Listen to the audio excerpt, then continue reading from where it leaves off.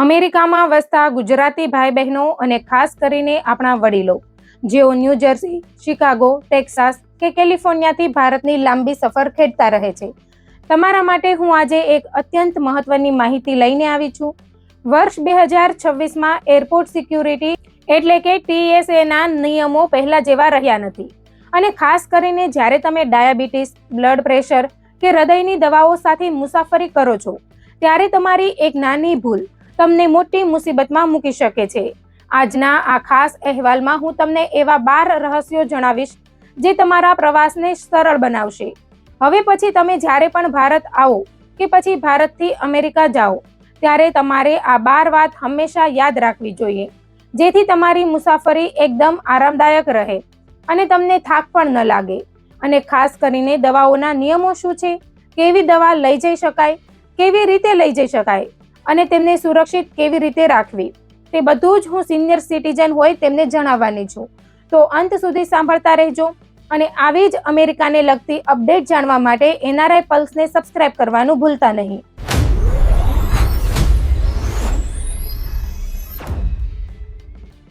તો નંબર 1 પર છે પર્સનલ આઇટમ અને તમારી સુરક્ષા. આપણા વડીલો ઘણીવાર બધી દવાઓ ઉપરની કેબિનમાં રાખવાની મોટી બેગમાં મૂકી દે છે, પણ યાદ રાખજો કે 2025માં ફ્લાઇટ્સ એટલી ફૂલ હોય છે કે ગેટ એજન્ટો ઘણીવાર તમારી એ બેગને છેલ્લી ઘડીએ ચેક ઇન કરાવી લે છે. જો તમારી ઇન્સ્યુલિન કે હૃદયની દવાઓ તે બેગમાં હશે તો તમે તેનાથી 16 કલાક સુધી અલગ થઈ જશો અને અધવચ્ચે જરૂર પડશે તો તમારી પાસે કંઈ જ નહીં હોય. એટલે આ વાત હંમેશા યાદ રાખજો કે જીવન રક્ષક દવાઓ હંમેશા તમારી સાથે તમારી સીટની નીચે રહે તેવી નાની બેગ એટલે કે પર્સનલ આઇટમમાં જ રાખવી જોઈએ, જેથી કોઈ પણ ઇમરજન્સીમાં તે તમારી પહોંચમાં હોય. નંબર 2, ઓરિજિનલ પેકેજિંગ અને લેબેલિંગની સમજ. ઘણા વડીલો વજન ઘટાડવા કે સગવડ માટે બધી ગોળીઓને મિક્સ કરીને પ્લાસ્ટિકના ડબ્બામાં ભરી લે છે. જો કે સામાન્ય વિટામિન્સ માટે આ કદાચ ચાલે, પણ જો તમારી પાસે કોઈ કડક પ્રિસ્ક્રિપ્શન વાળી દવાઓ હોય તો તેને તેની ઓરિજિનલ ફાર્મસી બોટલમાં જ રાખવી અત્યંત જરૂરી છે. ખાસ કરીને પેઇન કિલર કે ઊંઘની દવાઓ માટે TSA એજન્ટો ખૂબ જ કડક હોય છે. જો બોટલ પર તમારું નામ અને ડોક્ટરની વિગત હશે તો તમે તુરંત માન સન્માન સાથે પસાર થઈ શકશો અને તમારે કોઈ કંટાળાજનક પૂછપરછનો સામનો નહીં કરવો પડે. નંબર 3, 3-1-1 નિયમ અને પ્રવાહી દવાઓની મુક્તિ. એરપોર્ટ પર સામાન્ય રીતે પ્રવાહી વસ્તુઓ માટે 100 મિલીનો કડક નિયમ હોય છે, પણ તમને જણાવવા માંગીએ છીએ અમે કે મેડિકલ પ્રવાહી માટે આ નિયમ લાગુ પડતો નથી.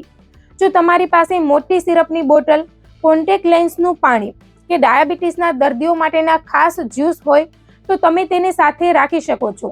તમારે માત્ર એજન્ટને એટલું જ કહેવાનું છે કે આ મારી તબીબી જરૂરિયાત છે અને તેને અલગથી પારદર્શક બેગમાં બતાવવાની છે. આ એક નાનું વાક્ય તમને લાંબી લાઈનોમાંથી મુક્તિ અપાવશે. નંબર 4 પર છે આંતરરાષ્ટ્રીય કાયદા અને દેશોની મર્યાદા. જે દવા અમેરિકામાં કાયદેસર છે કે કદાચ ભારત કે દુબઈ જેવા ટ્રાન્ઝિટ દેશોમાં પ્રતિબંધિત હોઈ શકે છે. ઉદાહરણ તરીકે શરદીની સામાન્ય દવા સ્યુડાફેડ જાપાનમાં પ્રતિબંધિત છે અને ગ્રીસ કે સિંગાપોરમાં પણ અમુક દવાઓ પર કડક પ્રતિબંધ છે. એટલે તમે જ્યારે પણ ઇન્ડિયા જવા નીકળો ત્યારે તે દેશની એમ્બેસીની વેબસાઇટ જરૂર તપાસો અને આ એક સલાહ માનીને તમારી દવાની યાદી એકવાર ડોક્ટર પાસે પણ ચેક કરાવી લો, જેથી રસ્તામાં ક્યાંય કાનૂની અડચણ ન આવે. નંબર 5 પર છે ડોક્ટરનો જાદુઈ પત્ર.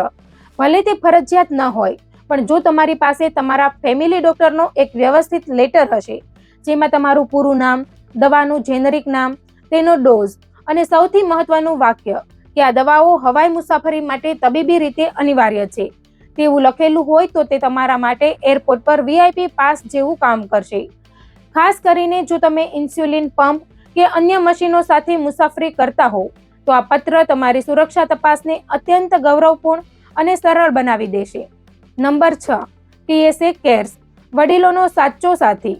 અમેરિકાના મોટા એરપોર્ટ પર TSA કેર્સ નામની એક અદ્ભુત અને મફત સેવા ઉપલબ્ધ છે, જેના વિશે આપણા ઘણા ગુજરાતીઓ જાણતા નથી. જો તમને ચાલવામાં તકલીફ હોય, એકલા મુસાફરી કરતા હોવ કે ઘણી બધી દવાઓ સાથે હોય તો ફ્લાઇટના 72 કલાક પહેલા આ સેવાનો સંપર્ક કરો.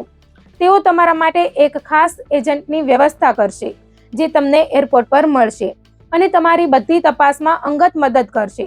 આનાથી તમારો ડર દૂર થશે અને તમે શાંતિથી મુસાફરી કરી શકશો. નંબર 7 છે ઠંડી દવાઓ અને જેલ પેકની વ્યૂહરચના.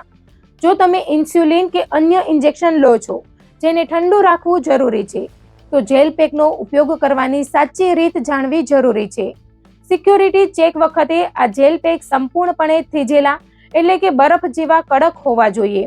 જો તે સહેજ પણ ઓગળેલા હશે કે તેમાંથી પ્રવાહી નીકળતું હશે તો TSA એજન્ટો તેને સિક્યોરિટીની બહાર કઢાવી શકે છે. એક ખાસ પ્રો ટીપ જે તમને આપવા માંગીએ છીએ તે એ છે કે આ જેલ પેકને છાપાના કાગળમાં લપેટીને રાખો. અખબારની શાહી અને કાગળ ગરમીને રોકવાનું કામ કરશે અને તમારી દવાઓને ભારત પહોંચવા સુધી ઠંડી રાખશે.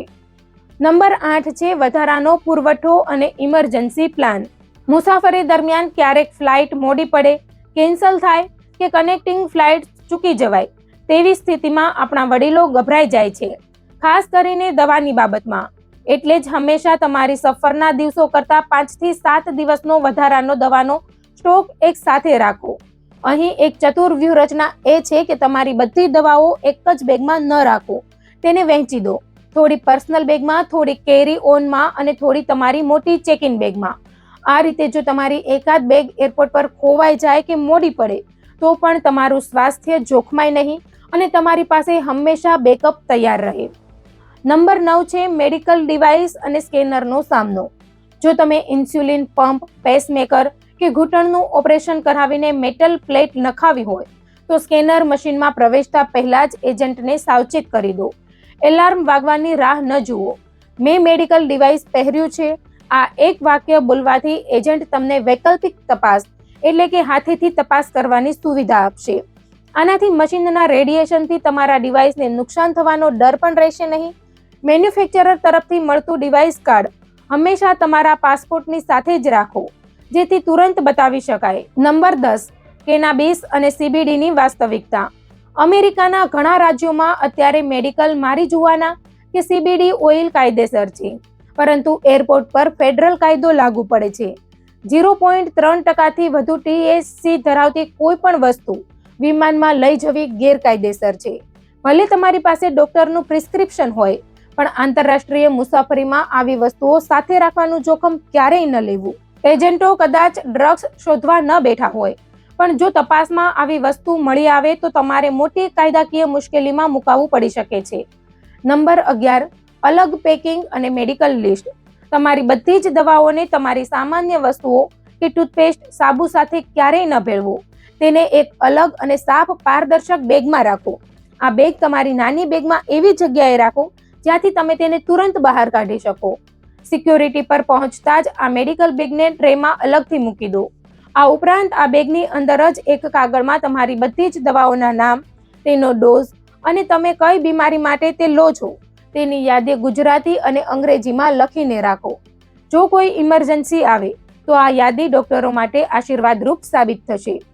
નંબર 12 સમયનું વ્યવસ્થાપન અને માનસિક શાંતિ. અંતિમ અને સૌથી મહત્વનું રહસ્ય છે સમય.